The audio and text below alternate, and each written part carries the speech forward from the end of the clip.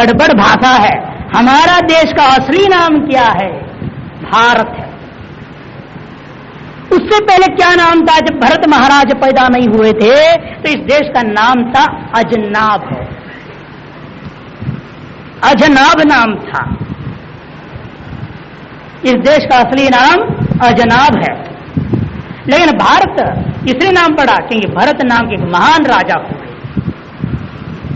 जिन्होंने इस देश की गरिमा और इस देश के अंदर वैदिक सनातन धर्म, भारतीय संस्कृति का पताका इतना ऊंचा फहरा दिया, समस्त विश्व में इसको विश्व का गुरु का स्थान मिल गया था। आज भी कहा जाता है वे भारत विश्व का गुरु है। लेकिन खेद की बात है, ये नकल करने की स्वभाव ने हमारा देश की संस्कृति को भी नाश करते हुए जा रहा है। आजकल तो बड़ी विचित्र तमाशा देखने मिलता है रोडों में। लगता है भूतनी आ रही है, ऐसे लगता है हमको। जब वो पैंट शर्ट टाइट टाइट पहन के आती है ना, विचित्र, ऐसे विचित्र दिखते हैं वो बाबा, लगता है कि कोई भूतनी चल रही है। बाल भी बिखरे हुए रहते हैं, फैशन हो गया है, बाल भी बिखराव रखते हैं और पैंट शर्ट पहनते, बड़ा टाइट टाइट रहता है, बड़ा विचित्र है। कहीं उठे ही बैठ कर डर भी लगता है कहीं फट जाए, बड़ा मुश्किल काम है। ऐसे ऐसे जो हालत खराब हो गया हमारा देश का नकलची के कारण से। अरे अपनी बुद्धि का उपयोग करो ना, क्यों वो विदेशी लोग जैसे करते वैसे करना चाहते हो? अपने संस्कृति को त्याग करके पराया संस्कृति को अपना रहे हो। सधर्मे नियधनम श्रेय पर धर्मो भयावह, भगवान गीता जी में कहते हैं अपने धर्म का पालन करता हुआ नंगा मर जाना अच्छा होता है, लेकिन पर धर्म को अपना करके पैंट सूट पहनना अच्छा नहीं होता है। कार्य वह भारतीय नहीं माना जा सकता है जो व्यक्ति विदेशी संस्कृति को अपना करके गरिमा मानता है, अपने आप में देश की उन्नति मानता है उन चीजों में। कुत्ता भी स्वाभिमान रखता है, भौंक, तुम उसको हाथ दिखाओ तो भौंक करके तो कम से कम तुमको डराता है।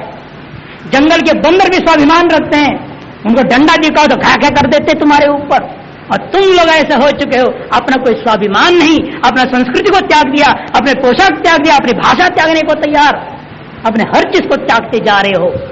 संभल जाओ, ये भागवत कथा हो रही है, इसलिए हम याद दिलाना चाह रहे हैं भरत की चरित्र का हम जा रहे हैं। भरत कैसे थे?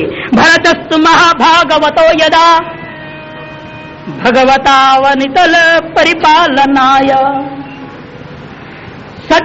संचिंतितस्तदनुशासन पर पंचजनी विश्वरूप दुहितरम उपये में। कैसे थे वो भरत महाराज?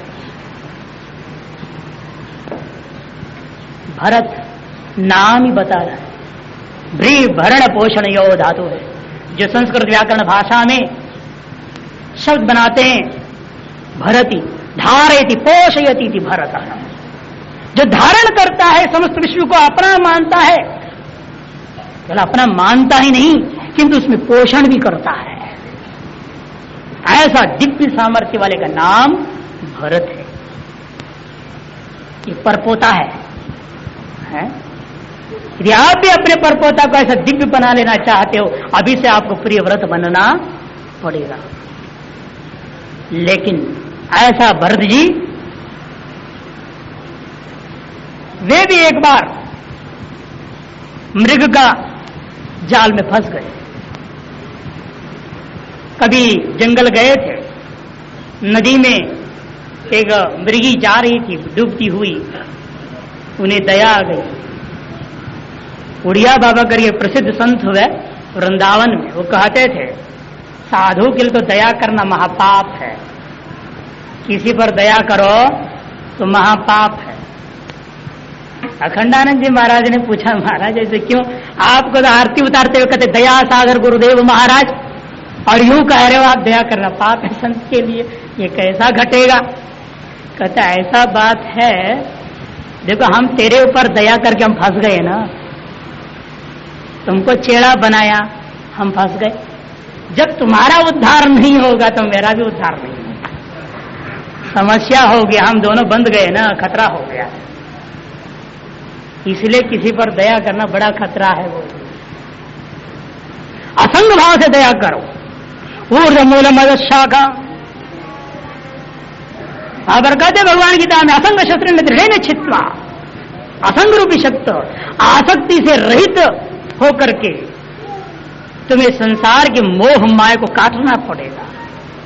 ये संसार रूपी वृक्ष मोह माया के अलावा और कुछ नहीं है।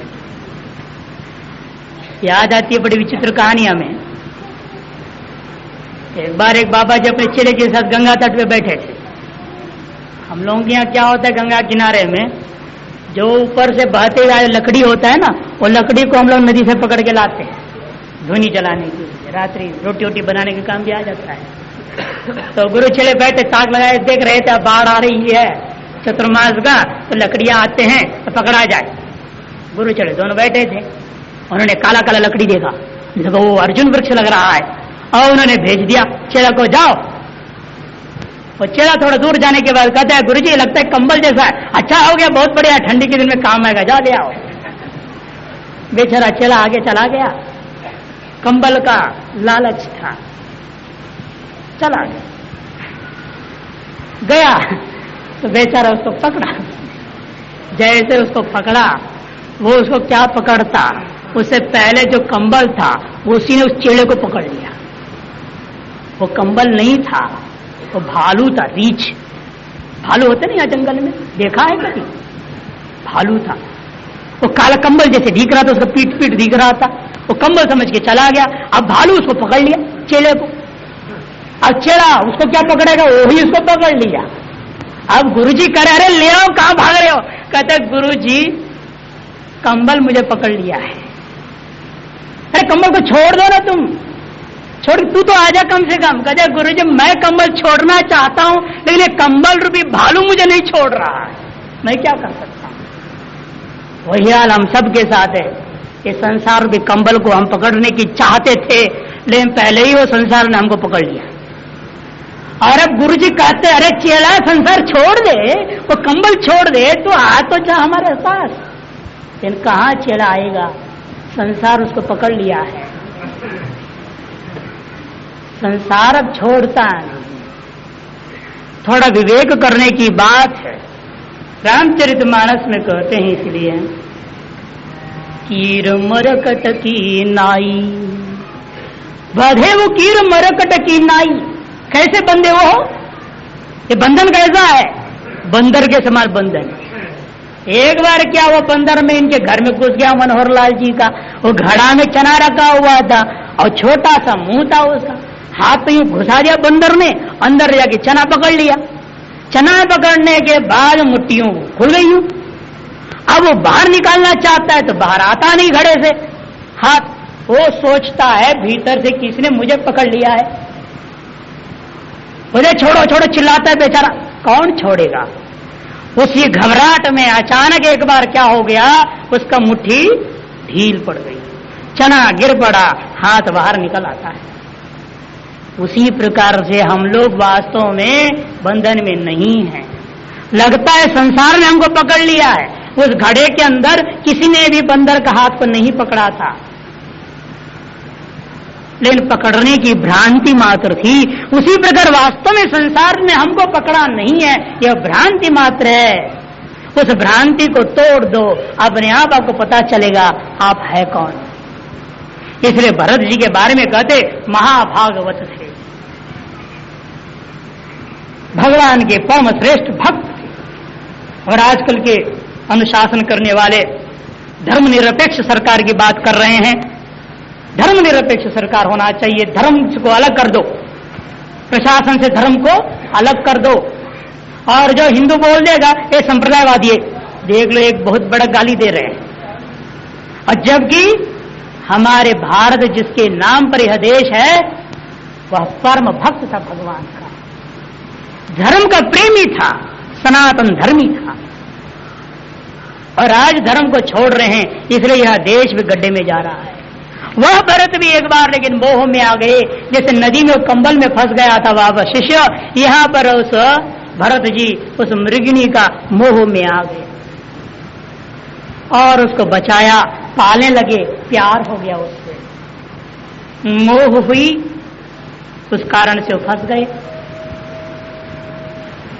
फंस गए तो क्या हुआ, धीरे धीरे धीरे उम्र की मर गई, उसी का चिंता में ये भी रह गए, उसी का भी स्मृति बनी हुई थी, उनका भी शरीर छूटा तो अंत में उनको भी मृग शरीर मिल गया। क्योंकि जिस समय तुम शरीर छोड़ते हो, जो आपके सामने में दिखाई पड़ता है वही तुम हो जाते हो। यम यम स्मरण भावम त्यजंते कलेवरम, जिस जिस वस्तु को तुम याद करते हुए इस कलेवर शरीर को त्यागते हो वही चीज तुम बन जाते हो। भरत जी उस समय मृग को याद करते हुए शरीर छोड़ा तो स्वयं मृग हो गई।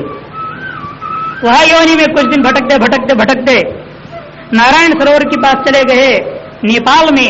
वहां शालिग्राम के जिसमें होता है उस नदी गंडकी नदी के तट में उन्होंने उस मृग शरीर को त्याग दिया। उस कारण से उनको क्या हुआ, एक ब्राह्मण कुल में जन्म लिया। यस्तु तत्र पुमांस्तम परमं भागवतम राजर्षि प्रवरम भरतम उत्कृष्ट मृग शरीरम चरम शरीरेण विप्रत्तम गतमाहु। उन्होंने अंतिम शरीर प्राप्त किया, ब्राह्मण का शरीर प्राप्त किया। लेकिन उस ब्राह्मण शरीर में कैसे रहने लग गए हो, अथ कदाचित कश्चित वृषलपतिर्भद्रकाल्यैर पुरुष पशुमाला अपत्य काम। वो एकदम जो है जंगली जैसे रहने लग गए, इसलिए उनका नाम तब पड़ गया जड़ भरत। न जनु है, न चोटी, न कुछ, न खाना, न पीना, न नहाना, न धोना, न कुछ भी, न मस्त पड़े रहते थे। एक बार राजा रघुगण अपने लोगों के साथ जा रहे थे शिविका में। उस समय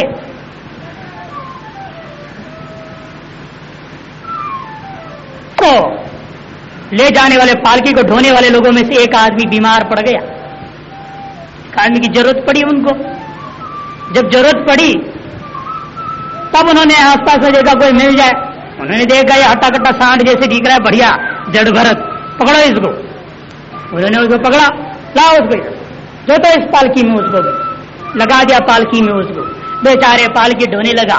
और वो क्या ढोएगा, वो तो अपने ब्रह्म ज्ञान में मस्त था। अब इसलिए कभी पालकी यूं टेढ़ा हो जाए, कभी यूं टेढ़ा हो जाए। परेशान राजा ने डांटा, गए तुम कौन है जंगली, खींचे ढो पालकी को। बेचारा कहता है यदि पालकी नाम का वस्तु संसार में होता मैं ढोता। ब्रह्मज्ञानी का लक्षण देखो कैसा है। प्रयोदितम व्यक्तम विप्रलब्धम भर्तु समय स्यादि वीर भार गंतुर यदि स्यादि गम्य मध्वा पीवेति राशो न विदाम प्रवाद। यदि पालकी नाम का भार होता इस संसार में तो मैं ढोने वाला भी हो जाता। यदि संसार में ये जड़भरत नाम का कोई शरीर होता तो वह ढोने वाला हो सकता था। लेकिन न जड़भरत नाम का शरीर है इस संसार में, न यह पालकी है, तो ढोने वाला कौन है और कहां ढोना रूपी क्रिया हो रही है। न कोई ढोता है, न कोई ढोने वाला है, न कोई ढोया जा रहा है। सब कुछ झूठा दृश्य है। जैसे टीवी का स्क्रीन में आप जाओ, उसको पकड़ो, पकड़ने की कोशिश करो, वो मिठाई दिख रही है, खाओ उस मिठाई को। खा सकते हो क्या, मुंह से पानी निकलता है लेकिन कुछ मिलता तो है नहीं। बढ़िया सुंदर वो क्या बोलते MDH मसाला, अशोक मसाला, उसकी एडवर्टाइजमेंट देखो तो लगता है क्या बढ़िया बढ़िया माल पानी टेबल पर सजा हुआ है, देखते रह जाओ, खाने को कुछ नहीं मिलता। दृश्य का यही हाल होता है, पकड़ में कुछ नहीं आता है। उस जड़ भरत के लिए सारा संसार एक दृश्य था। कितने महान पुरुष थे वो। जैसे अब बात जाना जाने बिनु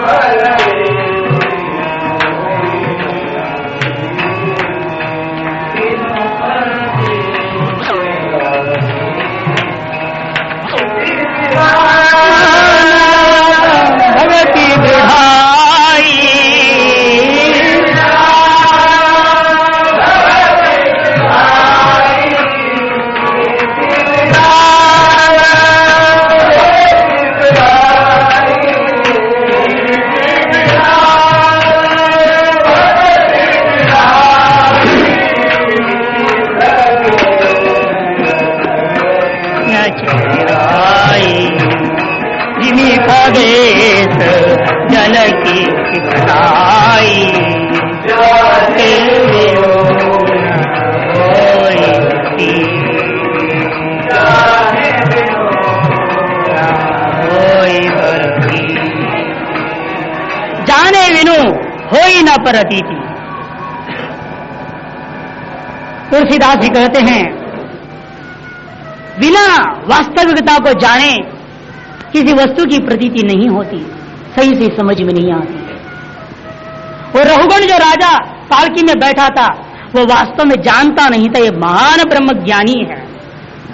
उसने सोचा ये एक जंगली आदमी हट्टा कट्टा सांड जैसे घूम रहा है फालतू खा पी करके, लगाओ इसको काम धंधे में, लेकिन वह ब्रह्म ज्ञानी था।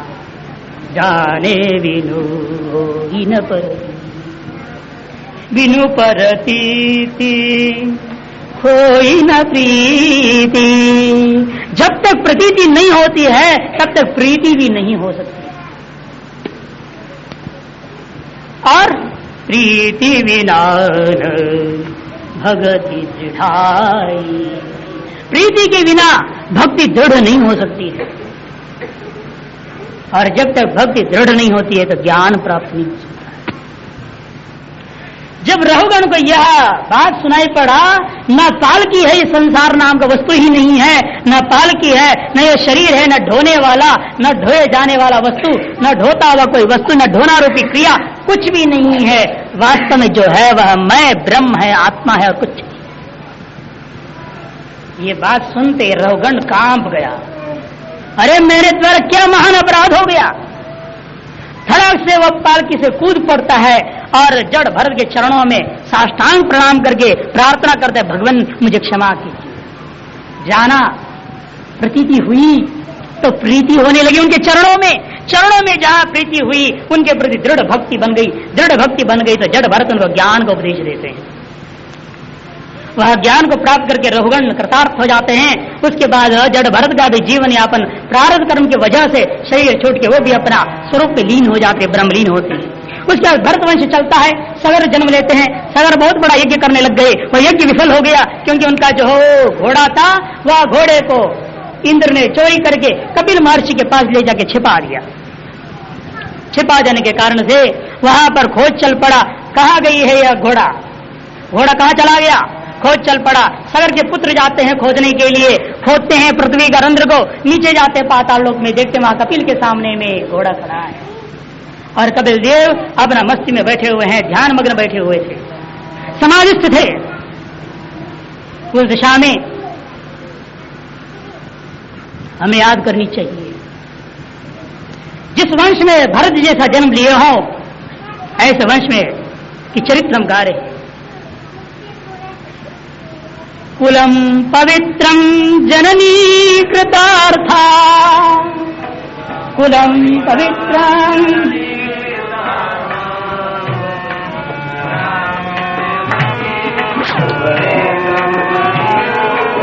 कपिल जिस कुल में जन्म लिए हैं वह धन्य है। कुलम पवित्रम जननी कृतार्था, उसकी मां धन्य है।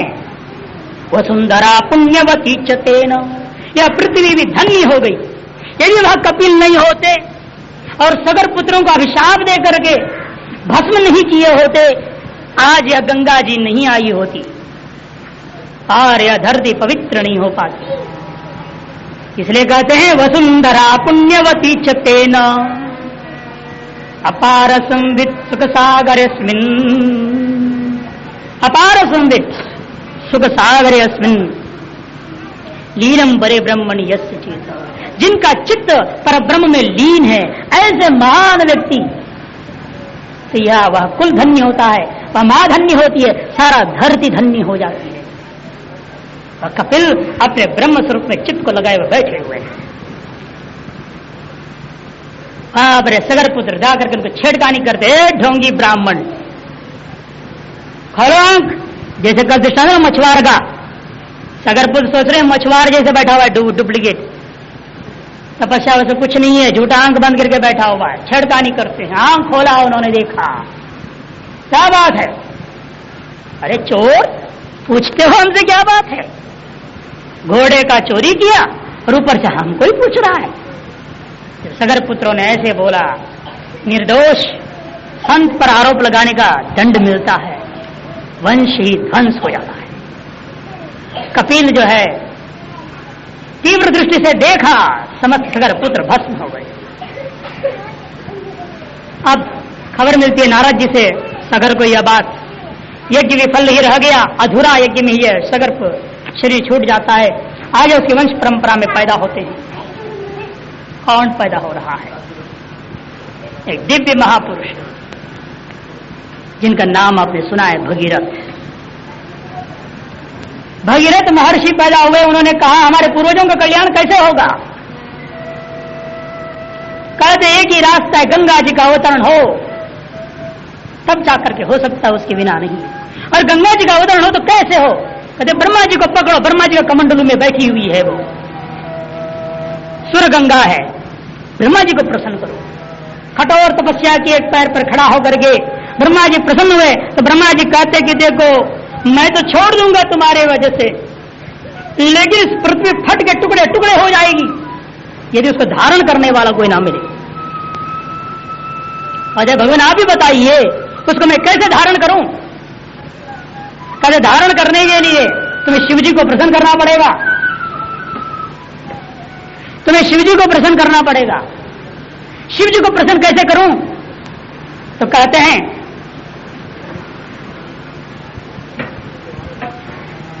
कि शिव जी को प्रसन्न करने के लिए वो आरंभ करते हैं क्या? पहले मन से पूजा करते हैं। मानस पूजा आरंभ होती है, शिव मानस पूजा। कैसे गा रहे हैं, मनी मन प्रसन्न होकर के कि मैं गंगा जी को अवतरित करना चाहता हूं, हे भोले भंडारी आप ही इसको धारण कर सकते अपने जटाओं में। उसके बाद आप पृथ्वी पर छोड़ोगे तो धन्य हो जाएगी पृथ्वी, वहां से पाताल लोग जाएगी या गंगा जी, तब हमारे समस्त वंश का उद्धार हो जाएगा। वो इस वंश का ही क्या, हम सबका उद्धार करने के लिए भगीरथ प्रार्थना कर रहे हैं शिव जी से। सुनिए,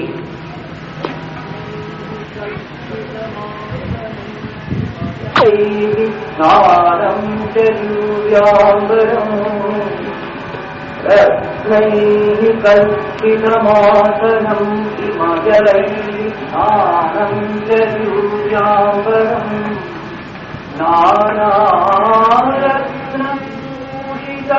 मृगमदामोदाङ्कितं चन्दनम्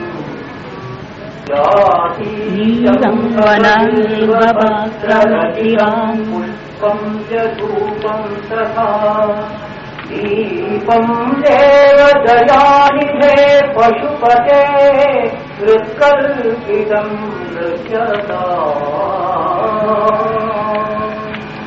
सुवर्णेन रत्नखण्डरहितं पायसम् रक्षं पञ्चविधं पयोदधियुतं रम्भाफलं पानकम् शाकानामृतं जलं रुचिकरं। किया मणिमन पहले भगवान भोले का, फिर सोचते हैं भगीरथ भगवान, भगीरथ महर्षि राजर्षि केवल मानस पूजा से भगवान प्रसन्न नहीं हो रहे, तो क्या करना चाहिए? हर हर हर भोले ओम नमः शिवाय, हर हर हर भोले ओम नमः शिवाय। सब गाइए,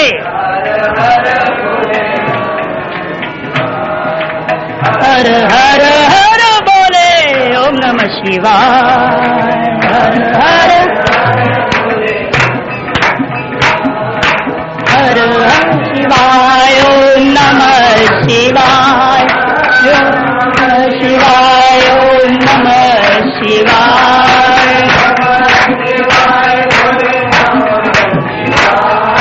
नमः शिवाय भोले नमः शिवाय, हर हर भोले नमः शिवाय, हर हर हर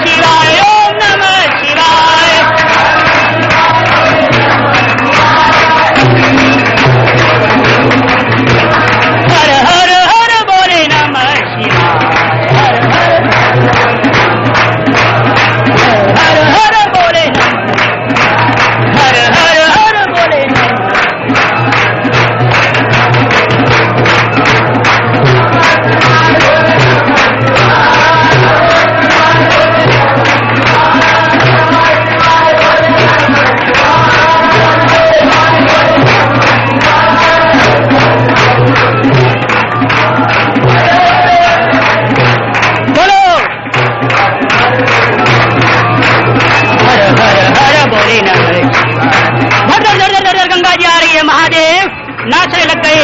इसी मंदिर जात में भैरव जी नाम जप कर रहे हैं, एक तरफ से दूसरे तरफ से महादेव अपना तांडव नृत्य करने लग गए।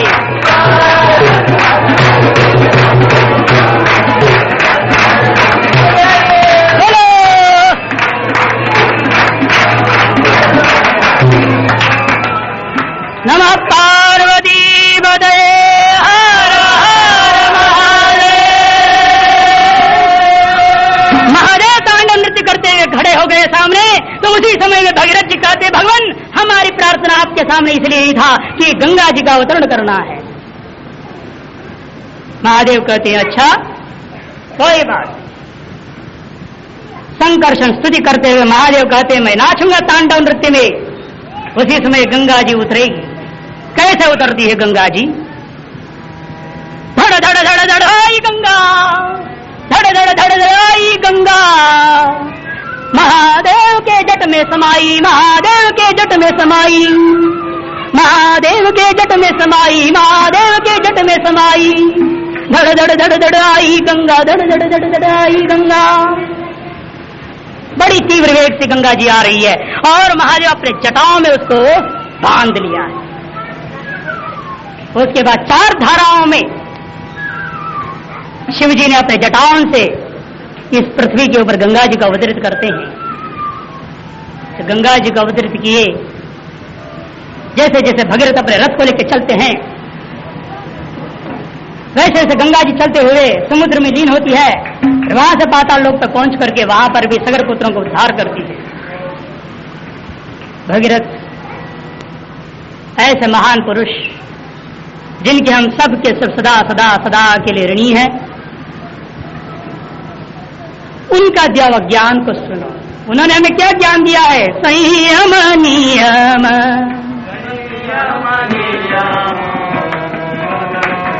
जाना यम नियम फल जाना, संयम नियम फल जाना, यम नियम।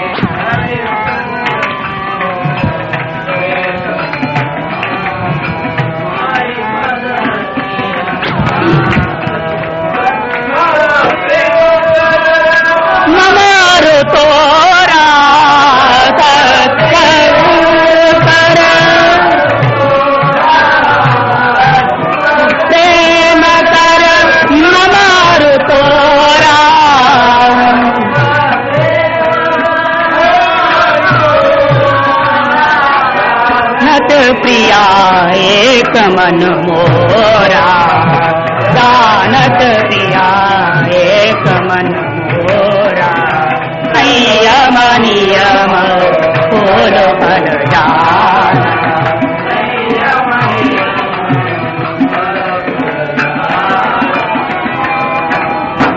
साधना रूपी वृक्ष में क्या है? हम सबका जीवन साधनामय होनी चाहिए। ये साधना रूपी वृक्ष में फल क्या है, फूल क्या है? बता रहे, संयम नियम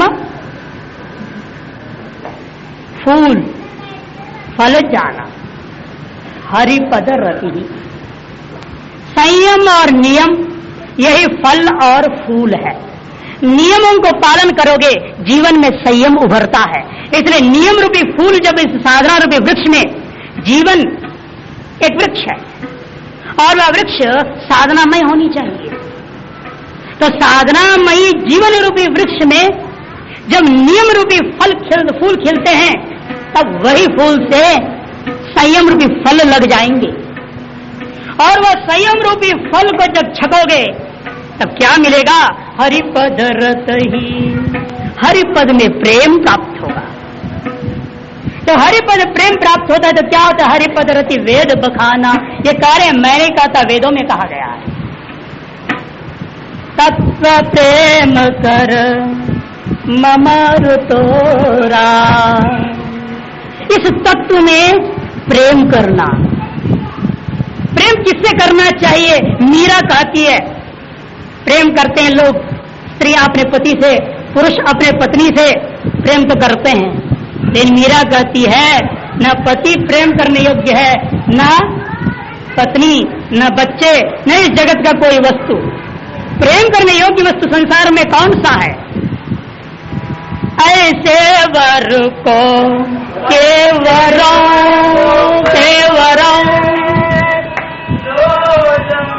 और मर जाए वरिये गोपाल जो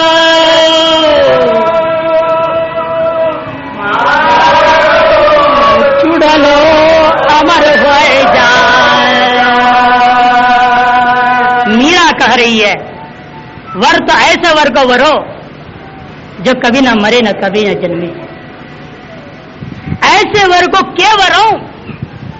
ऐसे वर इसको कौन वर्ण करेगा जो जन्मे और मर जाए, जिसका डेट ऑफ बर्थ फिक्स्ड है और मरने का भी फिक्स्ड है।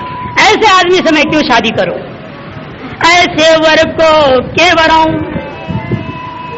जो जन्मे और मर जाए।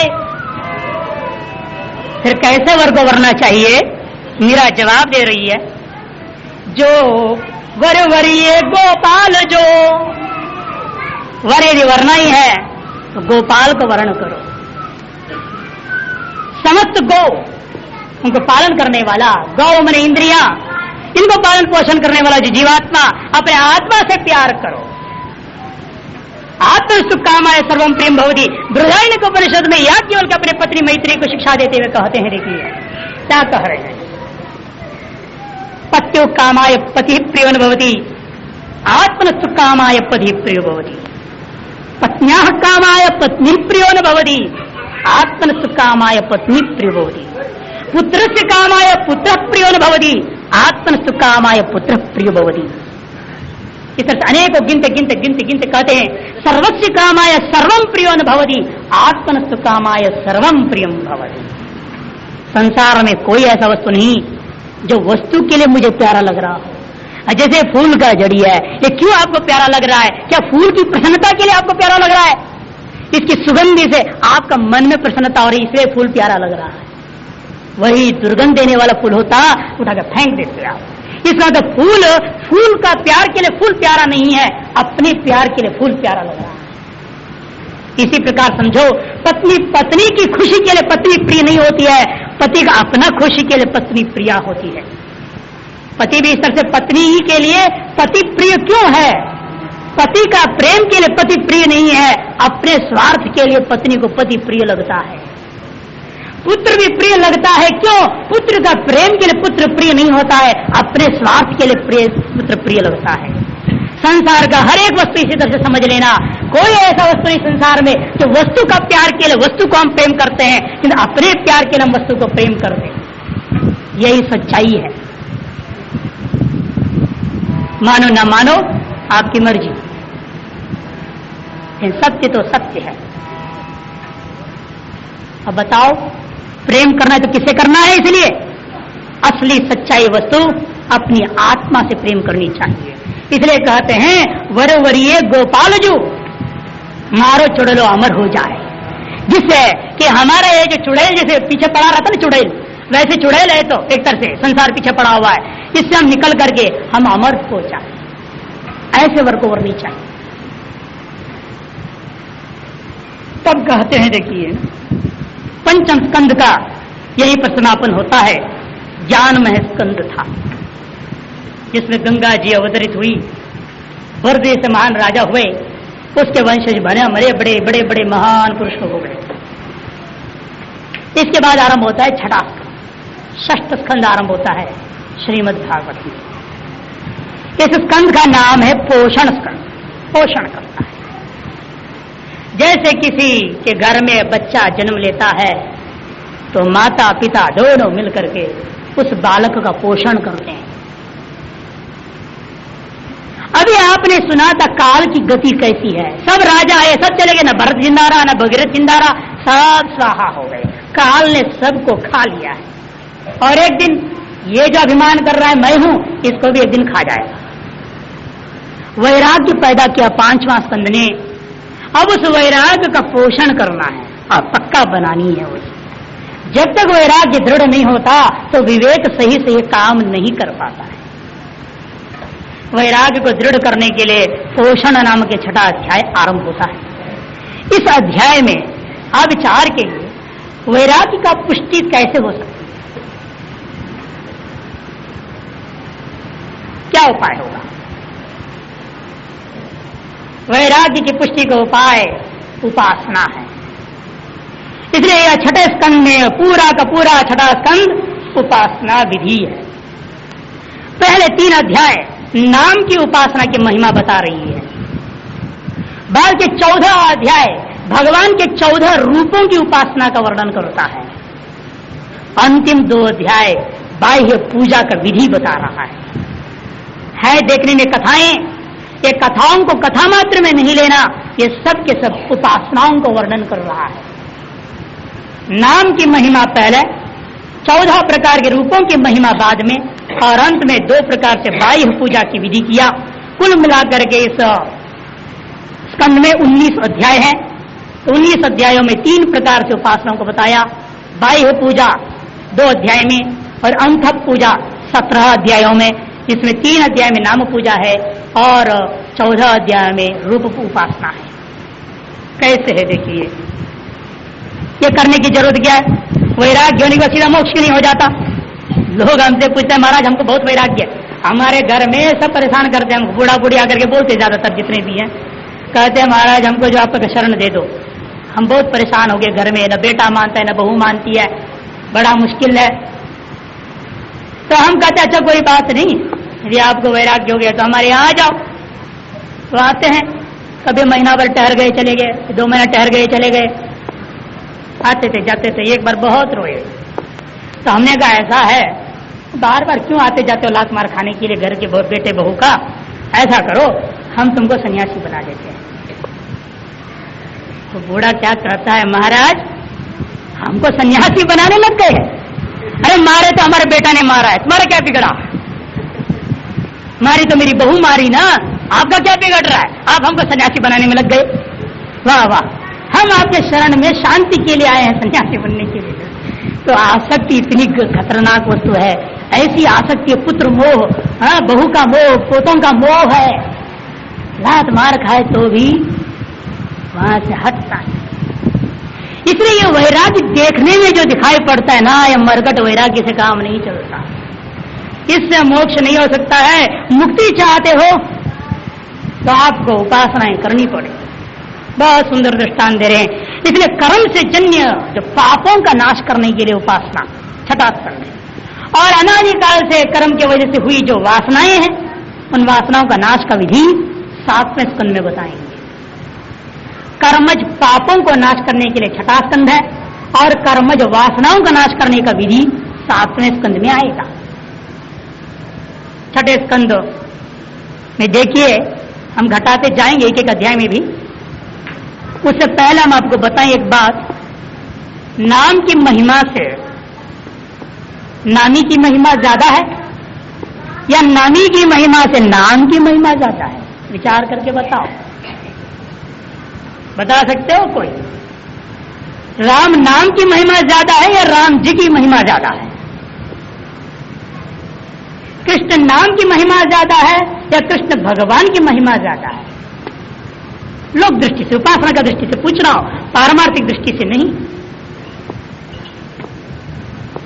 आपको यही कहना पड़ेगा नाम की महिमा ज्यादा है, नामी की महिमा नहीं है। क्यों? आप पूछेंगे क्यों महाराज बताओ।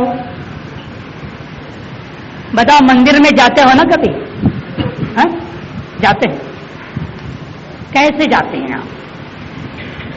नहा धो करके, शुद्ध हो करके, साथ में फल पुष्प भी चाहिए, नहीं तो पंडित जी नाराज हो जाएंगे। ब्राह्मण देवता कहेंगे यार कुछ नहीं, ऐसे खाली आता है, चल हट यहाँ से, भगा देगा, पूजा भी करना नहीं देते, कई मंदिरों में ऐसा हो जाता है, इधर फल फूल साथ में चले जाना पड़ता है। कितना झंझट है, और नामी का पूजा करने में कितना करना पड़ता है, नहाना धोना पड़ेगा, बढ़िया कपड़ा, शुद्ध कपड़ा भी पहनना पड़ेगा, फल फूल ले जाना पड़ेगा, दक्षिणा ले जाना पड़ेगा, पानी ले जाना पड़ेगा। अरे बाबा लिस्ट गिनो तो कभी पूजा कराओ मंदिर में, पता लगता है पंडित जी जब लिस्ट देते हैं ना घबरा जाओगे, इतना लंबा चौड़ा लिस्ट दे देते हैं। और उसमें भी आजकल के ब्राह्मण बहुत दयालु है, समझो, दान का लिस्ट नहीं लिखते हैं। यदि दान का लिस्ट लिखने लग जाए कोई जजमान बने ही नहीं संसार में। इतना बड़ा मुश्किल है नामी का पूजा करना। मंदिर में जाओ, नामी का पूजा करो, बड़ा मुश्किल काम। नाम की पूजा, नाम की उपासना में कुछ भी नहीं। अब टॉयलेट में बैठे हो तो भी मन ही मन राम राम राम राम राम राम बोलते रहो, क्या दिक्कत है। शौच कर रहे हो, नहा रहे हो, धो रहे हो, खा रहे हो, पी रहे हो, घूम रहे हो, फिर रहे हो, जूता पहने हो नहीं हो, हर दशा में, हर हाल में, हर काल में, हर हाल में, हर काल में, हर ढाल में, हर चाल में कहो राम राम राम, कहो राम राम राम। किसी संत ने गाया, हर हाल में, हर काल में, हर चाल में, हर ढाल में कहो राम राम राम, कहो राम राम राम। नाम कितनी महिमा है, वह किसी भी चाल में, किसी भी हाल में, किसी भी काल में, चाहे मरते वक्त भी ले लो, जैसे अजामिल ने लिया। छठा स्कंद में सबसे पहले अजामिल का उपाख्यान आरंभ होता है। नाम की विलक्षण महिमा। एक और सुंदर कहानी, किसी पुराण में तुमने पढ़ा नहीं, लोग कहते हैं, कथाकार लोगों से सुना हुआ बात है, वो गप है, सच्चे भगवान जाने, लेकिन ये बहुत सुंदर दृष्टांत है, इसलिए सुना दे रहा हूं। जब सेतु बंधन बांधने लग गए थे भगवान राम, हनुमान जी और पूरी वानर सेना, हर पत्र पर राम लिखते थे, ले जाकर के डाल देते थे। राम लिख दिया, डाल दिया, जो समुद्र में फेंक देते, तैरने लग जाता था।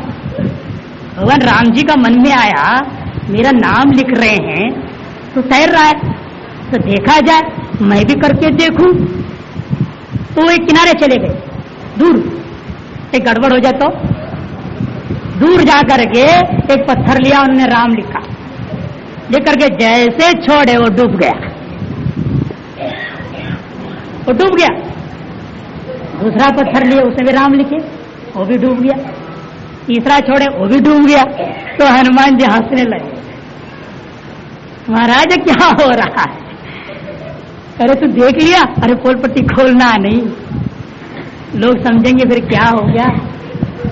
कहते महाराज असलियत तो समझिए, नाम की महिमा इतना महान होने पर भी आप करोड़ों नाम ले लो इस संसार में रहते हुए, यदि भगवान आपको छोड़ देते तो आप पुनः संसार में डूब जाओगे। इसलिए नाम से भी वास्तव में नामी की महिमा इसलिए है, यदि नामी ने आपके नाम लेने पर भी छोड़ देता है आपको, तो मान लो कोई पत्नी अपनी पति को लाख पुकारते रहे, तो इन पति डाइवर्स दे दिया तो क्या होगा? और नाम भी व्यर्थ जाता है।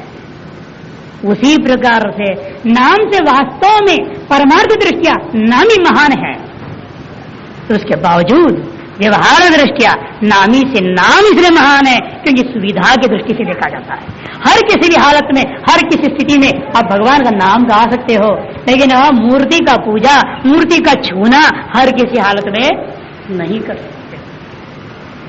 दो दृष्टि है, व्यवहार दृष्टि से नाम महान है, परमार्थ दृष्टि से नामी महान है। इसलिए यहाँ पर कह रहे हैं सुखदेव महाराज, न छेद्यैवा पचितिम नितांसः कृतस्य कुर्यान् मनवुक्तिपाणिभिः ध्रुवं स वै प्रेत्य नरकानुपैति के पिता में भवत तिग्मयातना। कहते हैं सुखदेव महाराज, जो व्यक्ति यहाँ जन्म लेकर के यहीं पर उसका नाम लेकर के अपना कल्याण कर लिया, वही वास्तव में अपने जीवन को कृतार्थ किया है। जिसकी जिह्वा से उसका नाम नहीं निकला है,